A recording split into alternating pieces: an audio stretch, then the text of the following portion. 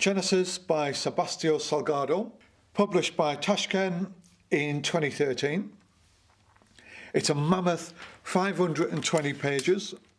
It is just about 10 inches by 14 inches. It has 520 pages and 17 fold-out pages, which spread out on the book. It's got this dust jacket. This is one of my favourite shots, which actually I'll talk about in a minute, which led me to the book, not just because it was Salgado, but this picture I just thought was monumental. And then there's this dust cover, which, because of the heaviness of this book, I'm going to take off because I'm just going to get damaged. So it is a fantastically heavy and big book. That's about 2 inches there. It was actually rocking my table as I'm moving it around. Within the book is this Genesis guide to each page. It's a sort of dialogue. I'm just going to open up and give you that beautiful set of portraits. And actually, you've got the fold out there. So, for example, this is page 254. And this is, when you look at it on here, 254, the Dinka of Southern Sudan. And you get this sort of breakdown, and then you get this page breakdown as well. Beautiful. I mean, this is just fantastic. So that comes with that. I'll tell you what's really special about this book. It's 520 pages, 17 folding out pages. I can't even tell you how many pictures are in it. You can still buy this book for about £30. It's crazy. £30. So I would get out and buy it because it's just a fantastic edition. If you've got a shelf heavy enough to hold it. So this book is done in conjunction with Untitled Chapter, which I think is Portuguese and I can't pronounce it. It's Salgado and his wife's charity, which introduces new trees into the Amazon. Great charity. And, you know, I've seen a lot of negative comments about this book, and I think if you look at the bigger picture on this, you know, is what he's doing here worth really criticising? Sometimes people have criticised the pictures. I've seen people criticising having a guttering in here with such big pictures. I don't know, you know, they're incredible pictures. Let's look at it for photographic context. Let's look at it for what he's trying to deliver. There may be some flaws in the design. There's 520 pages. It's a monster of a book to keep together. There are a couple of little flaws with the construction of the pages. I'm not going to question that. There's a few little bits, but overall, I'm just looking at the pictures. Some of the images, you know, do work with this guttering, and they do work with this almost like a flat lay style, isn't it? I think for the spine here is 2 inches thick, and the heaviness and the size of it, I think it works fine. People have criticised the print quality not being good. Some of it's awesome, and I wouldn't really be the judge of that. I've seen a lot worse with a lot more expensive books, which I paid for, and I've seen the printing quality really in very poor shape, and as well as the book structure. So for me, the book structure is good. It is heavy. The printing is fantastic. I don't care. This reminds me of his Sudan stuff he did many years ago with the high grain film. And he's lost a little bit grain, but he's lost that sort of grainless, almost painting effect, which he tried to do with a lot of his early stuff when he was using high-speed film. Salgado's always had a process of shooting, and the academic side for him of shooting is really important. And he's academic on a lot of fronts, Salgado. You know, he's academic with the construction of his shots, the layering. He's always layering, always layering. I'll show you some of the instances in a bit. He's almost layering his shots with light, with depth, with planes. He almost adds different planes to the 3 standard planes in the foreground, midground and background. But also, he has a process, quite an academic process in the type of film he used to use and the process from having taken the shot to the end product, and how he uses the end post-production side is a really important facet to the way he operates. Now, what's beautiful and interesting about this book, and in fact I'm turning to the page where I do feel that the gutter hasn't worked fully. It's just sort of, I don't know, it's okay, but it just is a little bit uncomfortable, that bit there. And I think because there's a fold out somewhere here, it's jumping up a little bit. So yeah, it's there, look, I've already got a bit of damage. Now, what I was just going to say, what's incredible about this book is it was all shot on digital. EOS 1Ds, X's and S's. Lenses 24, 35, 50 and 100mm, 300mm, some zooms and an extender tube here and there. He has a system where he will take the digital shot, he will make some prints of it. So he says he doesn't look at the shots as he's shooting. Look at that.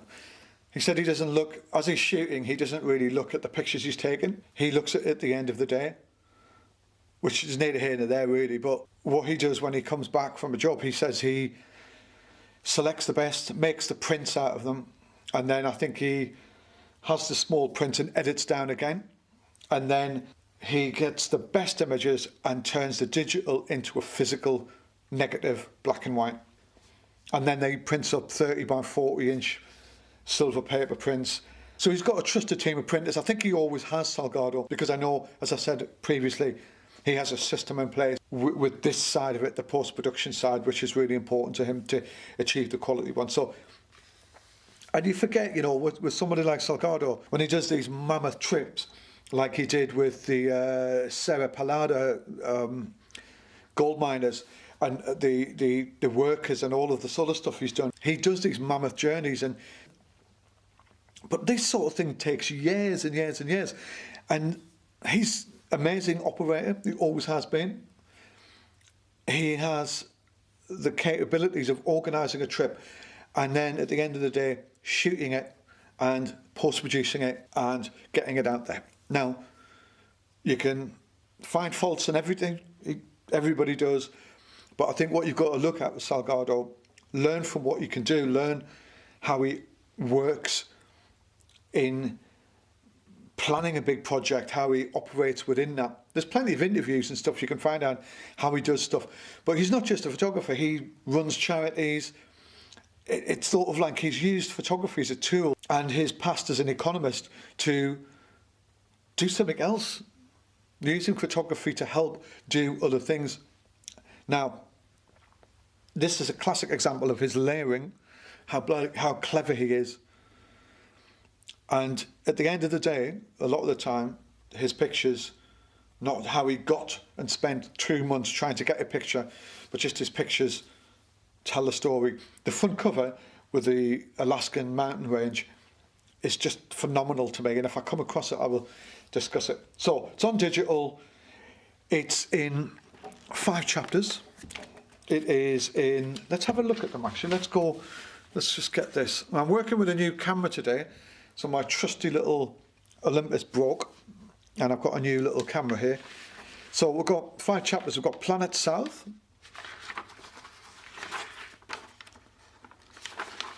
and then we've got Sanctuaries, which is the Galapagos ethnic groups in Irian Jaya, Indonesia, sorry. Let's go back here. We've got Antarctica, adjacent islands, and then Indonesia, Papua New Guinea, Africa, which I think is Botswana, Sudan, the Himba, Ethiopia, northern spaces, which is the Arctic, and the Nenets, and you've got Amazonia and the Pantanal. With the Pantanals, I think, is the forest, the tropical rainforest, which, with his organisation, is very important to him and always features in a lot of his work. Brazil. So, yeah, let's try and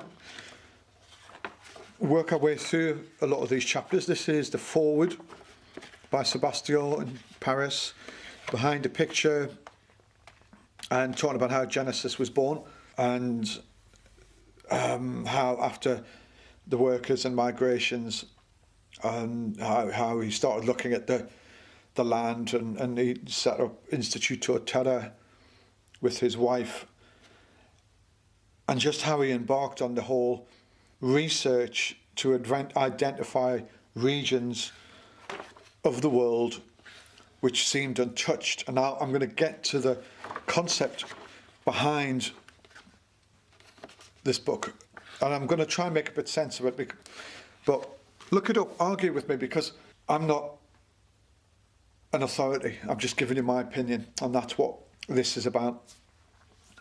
Now, the only way I can best describe what this book is about, initially we think it's religious, we think it's that it's biblical, it's about religion and stuff, but it's not. But it is, but it's not. Genesis, I think, is used in a broader term, but a specific term. I don't think it's that religious, but I get the using the connotations of Genesis. I get it, and I'll get to that in a minute.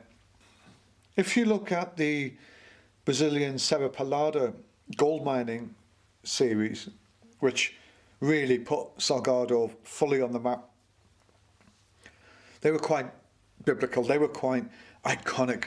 It almost looked like hell on earth, and Salgado saw that and used the scale and the depth of the basin and the hole where these hundreds and thousands of workers worked like slaves to dig this gold up. And it was incredible, and that was quite religious, and it was very cleverly done. I've seen other photographers try and shoot it, but nothing like what Salgado did. So the use of Genesis within this, for me, doesn't say religious. I did think it was, especially when I saw the cover, a sort of second coming cover, with the lights and the mountains and the sky opening up with the rain and the sun. It almost looked like heaven to what we perceive as heaven. The best way I'm going to describe this book is this. If you see this point here as us now, as a civilization with motorways, with cars, with aeroplanes, with airports, with shops and roads and businesses and retail parks and drive-throughs and multi-stories and city centres and everything, and we're just living and churning out everything day by day in this mass metropolis of packed in communities and cities all over the world. So that's us. Now if you go back to the beginning here and you almost reverse everything back in time to say this point, you're left with the beginnings and the untouched world.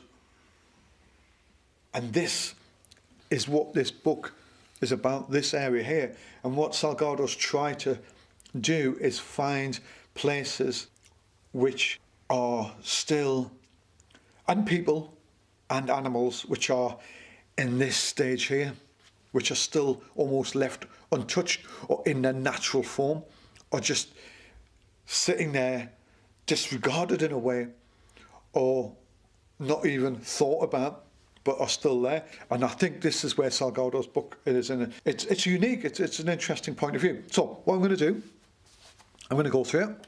Let's get it done. And remember, we're looking at digital prints here. Well, we're not, but we are. And again, look, just take into consideration the layering and the techniques Salgado uses, and he makes it look so easy. But to be sitting here and composing and spending time in temperatures which are not really maybe in his comfort zone, and trying to create stuff and thinking about layers and depth, takes some work. Look at the layering and this. Look how it's beautiful. It's incredible, the textures and the patterns and the shapes. Wow. And I'm going to try and come down and see if this works. Let's just see.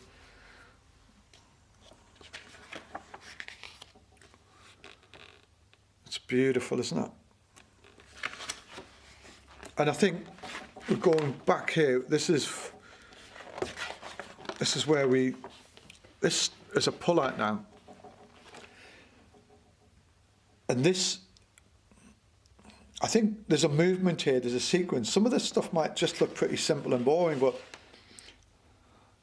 it's the natural, it's a natural process which he was trying to show of the young baby seals moving from the mum to the water, and how the orca whales, I think the orcas or the killer whales, will come, and when the young baby's going to the sea for the first time, they'll come and they grab them and eat them. And I think he was just witnessing nature, and I think that's what he wanted to achieve. And I wouldn't say that any of the pictures are earth-shattering, they're fantastic, but they're telling a story, and he's done that on a way to tell a story.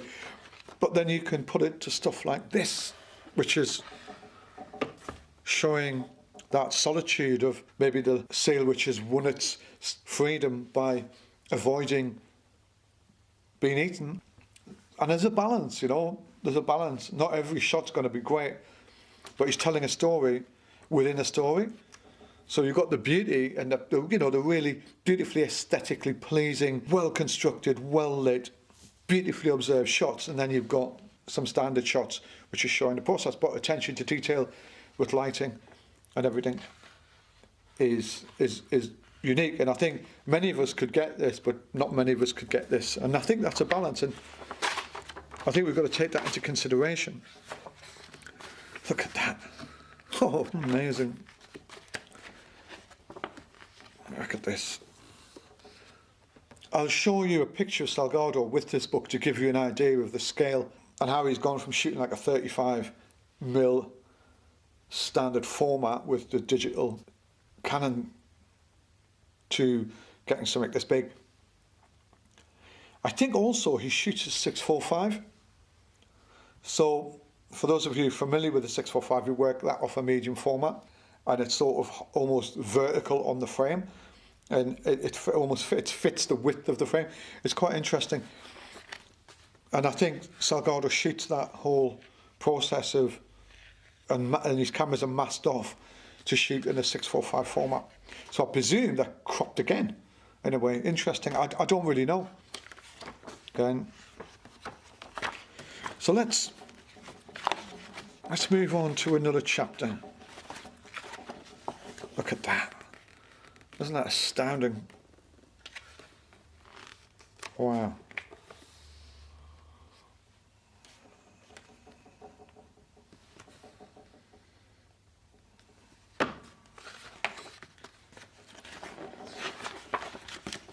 So what we'll do, I will, look at that. This is a really classic example of the way he constructs, and he uses depth and layers and makes this look so easy. I mean, this is a shot where you've got to sit with these penguins. You've got to gain the trust of the penguins to get this shot. And he's a strong man to be sitting there for a long time trying to get a shot like this. It's very beautiful construction and depth. It almost makes that, this is like the roof, and you're zooming in on the middle. It's fantastic. Let's just go back here. These are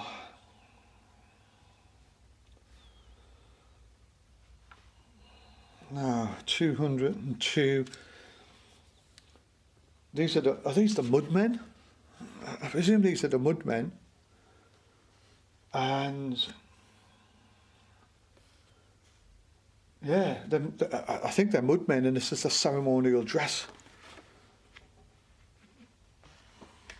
in the highlands of New Guinea.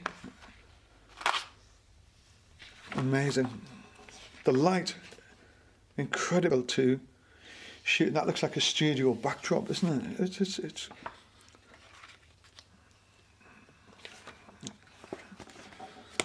so we're in sanctuaries here, untouched places. Now we're going to hit Africa.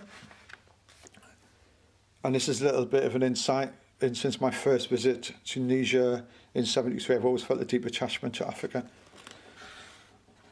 Even when drought or war, I jumped at a chance. When Genesis, however, I had put together a happier experience, that of recording a seemingly eternal Africa, one of ancestral tribes, majestic landscape and breathtaking wildlife. The continent may be vast and varied, almost like volcanic.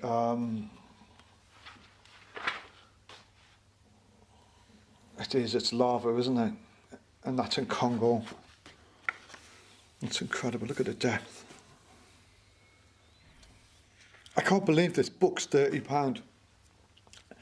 This, again, is what Salgado's very good at, I think. The design elements are perfect. The gutter is even okay. It's that layering. Look at the layering. I'm going to bring this back. Look at the layering of lights. It's almost adding layers of backdrop and infinity. And it even still looks as sharp as these little animals here. It's what he's very good at, creating. It's just, you can see he puts the time into all areas of the process, from the research, the travel, the duration of time he puts into capturing the shot, the production of the shots, the pictures do the talking, and the final output. And it's just magnificent.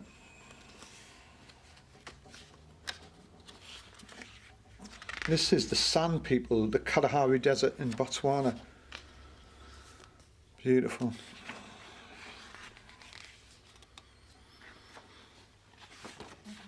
Ah, look at that.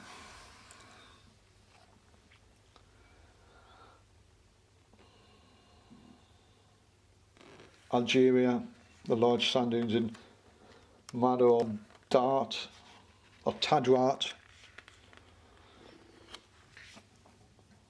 The sand dunes in Algeria. Look at that. So sharp.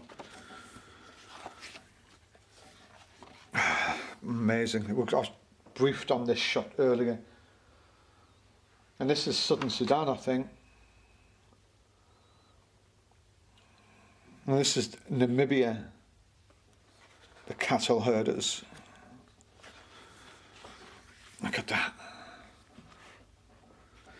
Come down a little bit more. I don't want to lose too much of this.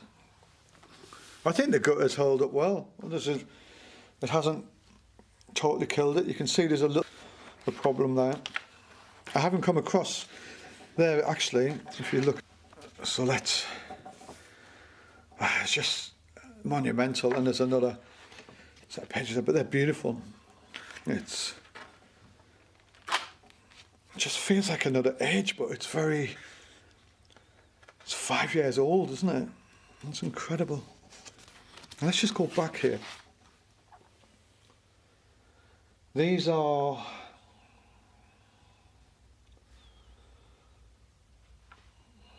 now 202.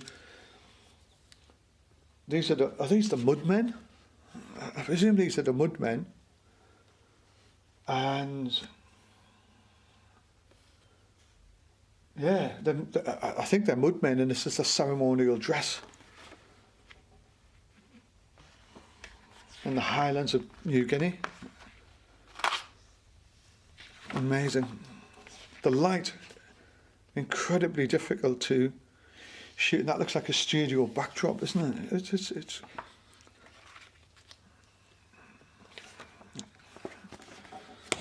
so we're in sanctuaries here, untouched places. Now we're going to hit Africa,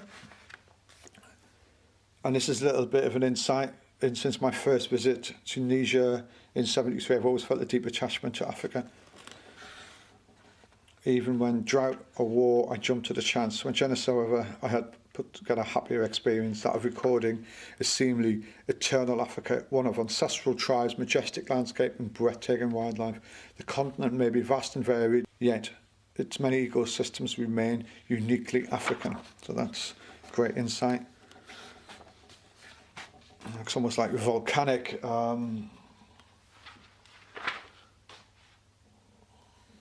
It's lava, isn't it? And that's in Congo. It's incredible. Look at the depth.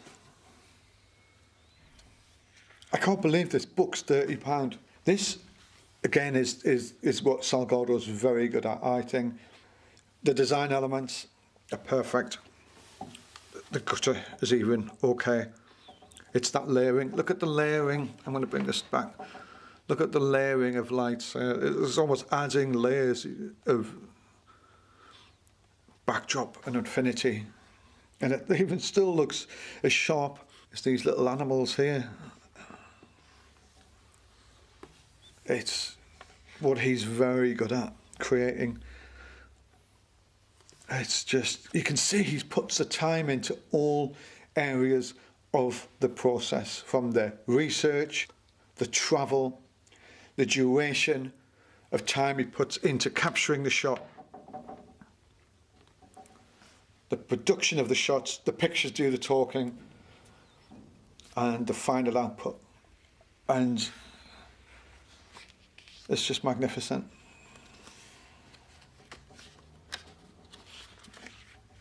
This is the Sand People, the Kalahari Desert in Botswana. Beautiful.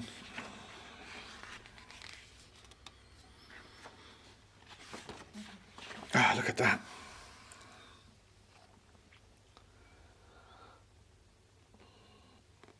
Algeria, the large sand dunes in Mado Tadart, or Tadrat.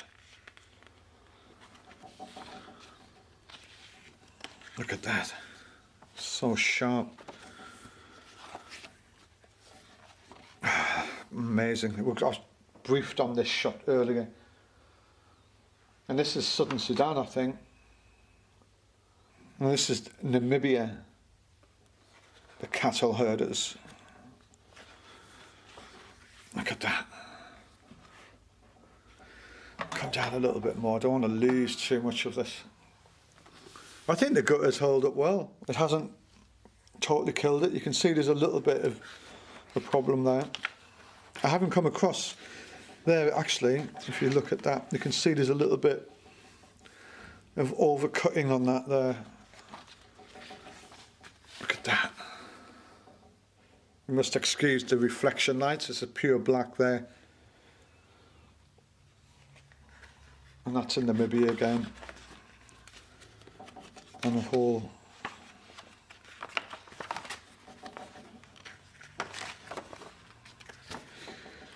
so look at that. These are the lip plates in the Sumo and the Mercy women. Incredible. Wow. So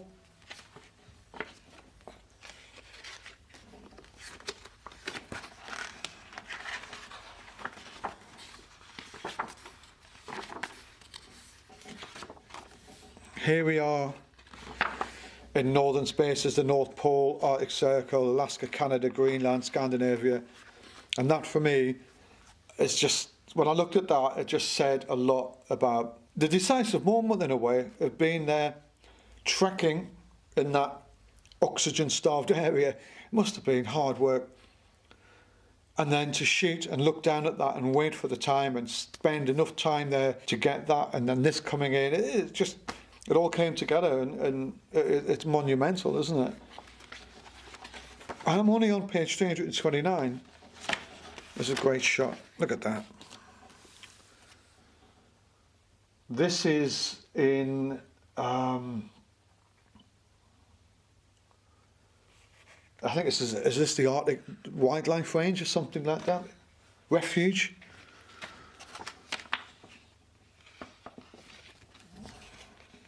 Again, there's that sort of scale of movement and migration. The layering, which Salgado does well. Again, it's just phenomenally well constructed shot. The detail, the sharpness. And this is a Canon. And I'm not saying Canons are bad, but it's gone from a digital shot through to a negative and then to a print. It's the quality of, look at that. The quality of negative done from this must be astounding. And Canyon. I think I've been here. Where is this? I'm referring to this little guide here. Yeah, I've been to that. I've been there. I've actually flown over this. I can see the deepness. There's a contrast there. There's a redness there, and there's a deepness there. And I can see what he's doing with that. It's almost making it feel like it's new and different, and using that tonal range is just phenomenal. I've actually flown through that as well. It's just phenomenally hot and eerie, scary, barren, dry wonder, really, the whole location of it, and especially if you're flying into Nevada or somewhere, and you can see it from the aeroplane. It's truly spectacular. So I'm gonna get on to, oh, look at that. I'm jumping here. I don't want to show you too much. Look at that. What's this? This is Bighorn Creek in the western part of the Klein National Park, Canada. Wow.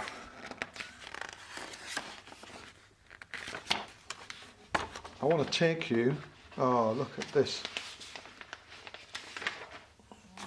Look at that. Before I get to the Amazonia, I'm just going to come off this, and this is the Yamal Peninsula, near the Kara Sea in the Arctic Ocean, the Nenets. Wow. That's phenomenal. These are phenomenal. They're beautiful. Oh, look at that. Look at it, the tonal range, everything about it's there, isn't it? It's almost like you're living in a painting. Going back to the portraits, almost like, even with the other portraits, it's almost like 19th century, isn't it? It's going back to that old style, simple, almost innocent portraiture of discovered people, isn't it? It's just, look at the sharpness in that. It's phenomenal. So I'm going to take you from that, and again, look at this. Oh, there's not much I can say about that. That is phenomenal.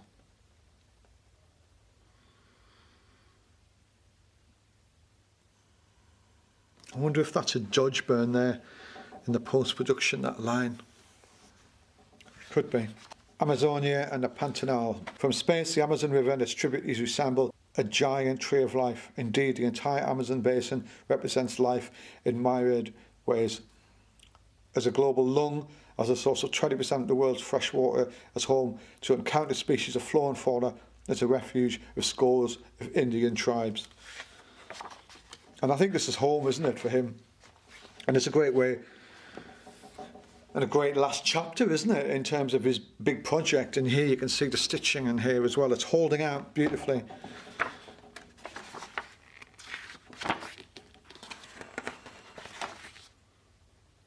Wow, look at the innocence and the beauty of it. One of my favourite shots. There's a lot of shapes in here. There's a triangle here, which makes your eyes move around it much better. And there's a triangle here. It's a phenomenal shot. Simple. The thirds, again, only come into use really with where the people are positioned. So you've got that rough intersection here, and we know that this is the predominant feature of the shot, and it's one of the intersection points there on the thirds, and it's bringing you back up here all the time. Very clever shot. You know, there's 1, 2, 3, 4 factors in it. You know, it's fantastic.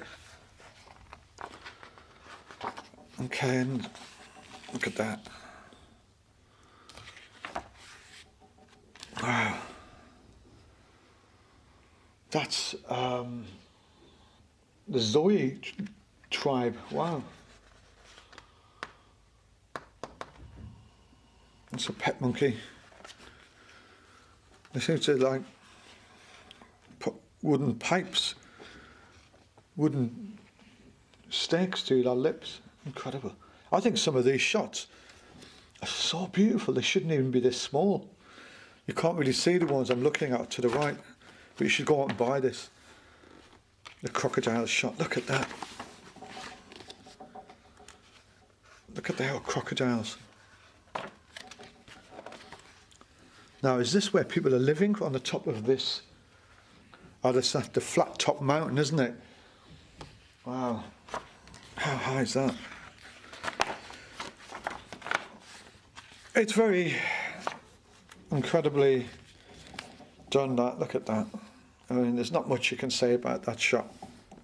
The gutter's starting to take its toll now here, but I think that's a shot just as they were getting ready to be posed, maybe, or maybe they're just relaxing in the Zoe village. It's just one of their, are they colouring their bodies or something?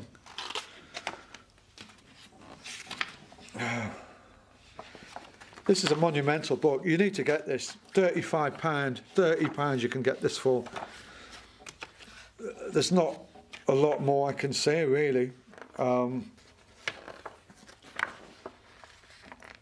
could leave it at that. I could leave it at that. Incredible amount of work. Look at that. He's really skillful, isn't he? He's a landscape photographer. He's a reportage photographer. He's a portrait photographer. He's a good photographer, and this is a fantastic book. And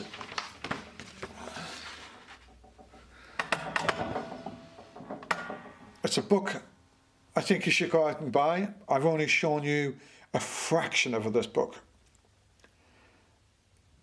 Get out and buy it, and I look forward to reviewing some more Sebastião's work in the future. Thank you.